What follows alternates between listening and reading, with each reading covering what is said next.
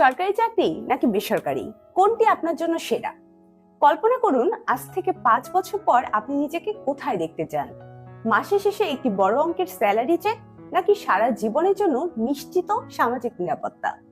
আমাদের দেশে পড়াশোনা শেষ করার পর প্রতিটি শিক্ষার্থীর মাথায় একটি যুদ্ধ চলে, সরকারি চাকরি নাকি বেসরকারি। একদিকে বিসিএস এর দীর্ঘ প্রস্তুতি আর লাখ লাখ প্রতিযোগিতা ভিড়, অন্যদিকে কর্পোরেট দুনিয়ার দ্রুত প্রমোশন আর হাই লাইফস্টাইল। বাবা মা চান নিরাপত্তা, আর আপনার স্বপ্ন হয়তো আকাশ ছোঁয়া। কিন্তু সত্যিটা হলো, সবার জন্য সরকারি চাকরি যেমন সেরা নয়, তেমনি সবার জন্য বেসরকারি চাকরিও সুখকর নয়। কর্মজীবনের আজকের ভিডিওতে আমরা এই দুই সেক্টরের 5টি প্রধান পার্থক্য নিয়ে আলোচনা করব এবং শেষে আপনাকে একটি ম্যাজিক ফর্মুলা দেব, যা দিয়ে আপনি নিজেই বুঝতে পারবেন আপনার জন্য কোনটি পারফেক্ট, সরকারি চাকরি নাকি বেসরকারি। তো চলুন শুরু করা যাক। নাম্বার 1, কাজের নিরাপত্তা ও স্থিতিশীলতা। সরকারি চাকরির সবচেয়ে বড় আকর্ষণ হলো জব সিকিউরিটি। একবার জয়েন করলে খুব বড় কোনো অপরাধ না করলে চাকরি যাওয়ার ভয় নেই বললেই চলে। দেশের অর্থনৈতিক অবস্থা যাই হোক, মাস শেষে বেতন এবং উৎসব বোনাস নিশ্চিত। এছাড়া অবসরের পর পেনশন এবং ফ্যামিলি সুবিধা তো আছেই।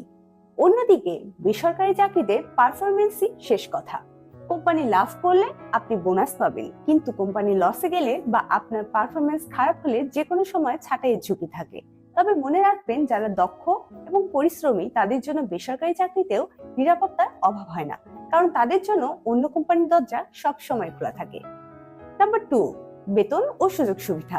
বেতনের ক্ষেত্রে চিত্রটা ভিন্ন। সরকারি চাকরিতে বেতন নির্ধারিত হয় জাতীয় বেতনের স্কেল অনুযায়ী। এখানে বেতন খুব দ্রুত বাড়ে না, তবে আবাসন সুবিধা, চিকিৎসা ভাতা এবং সন্তানদের শিক্ষার সুযোগ পাওয়া যায়।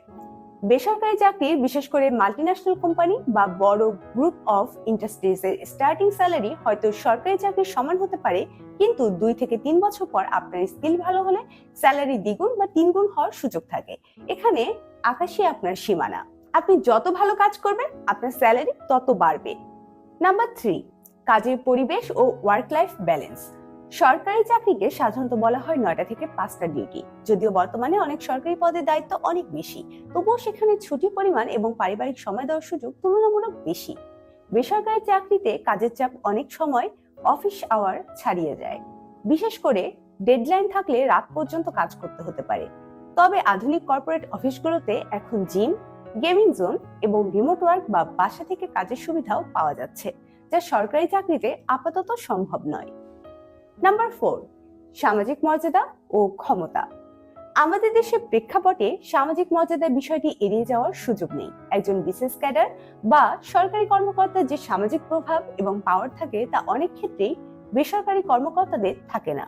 বিয়ের বাজার থেকে শুরু করে পাড়ার বিচার, সবখানেই সরকারি কর্মকর্তাদের কদর একটু বেশি। তবে মুদ্রার উল্টো পিঠও আছে। বর্তমানে তরুণ প্রজন্মের কাছে এন্টারপ্রেনার বা কর্পোরেট লিডারদের ক্রেজ বাড়ছে। বড় কোনো টেক জায়ান্ট যেমন গুগল, মাইক্রোসফট বা দেশের বড় কোনো কোম্পানিতে উঁচু পদে থাকা এখন আভিজাত্যের প্রতীক হিসেবে দেখা হয়। নাম্বার 5, নিয়োগ প্রক্রিয়া ও প্রস্তুতি। এই পয়েন্টটি সবচেয়ে গুরুত্বপূর্ণ। সরকারি চাকরি পরীক্ষা হলো একটি ম্যারাথন। এখানে গণিত, ইংরেজি, সাধারণ জ্ঞান সব বিষয়ে প্রো হতে হয় এবং 2 থেকে 3 বছর ধৈর্য ধরে প্রস্তুতি নিতে হয়। প্রতিযোগিতা অত্যন্ত তীব্র। আর বেসরকারি চাকরিতে গুরুত্ব দেওয়া হয় আপনার স্পেসিফিক স্কিলের উপর। আপনি যদি ভালো গ্রাফিক ডিজাইনার হন বা ভালো কোডিং জানেন বা মার্কেটিং এ দক্ষ হন, তবে আপনি মাত্র কয়েক মাসের প্রস্তুতিতেই ভালো চাকরি পেতে পারেন। এখানে সিভির ওজন এবং নেটওয়ার্কিং বেশি কাজ করে। Magic formula. তাহলে আপনি কোনটি বেছে নেবেন? চলুন একটি সহজ টেস্ট করি। আপনি যদি ঝুঁকি নিতে ভয় পান এবং শান্তিতে জীবন কাটাতে চান, তাহলে সরকারি চাকরি আপনার জন্য। আপনি যদি চ্যালেঞ্জ পছন্দ করেন, দ্রুত ধনী হতে চান এবং সারাক্ষণ নিজেকে আপডেট রাখতে পারেন, তবে বেসরকারি চাকরি আপনার জন্য সেরা। আপনার যদি দেশ সেবা এবং প্রশাসনিক ক্ষমতার ইচ্ছে থাকে, তবে বিসিএস বা সরকারি ক্যাডার লক্ষ্য হওয়া উচিত। আর যদি আপনি সৃজনশীল কিংবা কর্পোরেট কালচার পছন্দ করেন, তবে প্রাইভেট সেক্টরই আপনার ঠিকানা। মনে রাখবেন, কোনো কাজই ছোট নয়। মূল বিষয় হলো আপনি আপনার কাজ উপভোগ করছেন কিনা। অনেক সরকারি চাকরিতে গিয়ে একঘেয়েমিতে ভোগেন, আবার অনেকে প্রাইভেট সেক্টরের চাপে অসুস্থ হয়ে পড়েন। তাই সিদ্ধান্তটা একান্তই আপনার। আপনি বর্তমানে কোনটির জন্য প্রস্তুতি নিচ্ছেন? সরকারি নাকি বেসরকারি? কমেন্ট বক্সে আমাদের জানান। আর ভিডিওটি ভালো লাগলে লাইক দিন এবং আপনার সেই বন্ধুদের সাথে শেয়ার করুন যে ক্যারিয়ার নিয়ে কনফিউশনে আছে। ক্যারিয়ার বিষয়ক আরো টিপস পেতে কর্মজীবন ইউটিউবে সাবস্ক্রাইব এবং ফেসবুকে ফলো করে রাখুন। দেখা হচ্ছে পরের ভিডিওতে। আল্লাহ হাফেজ।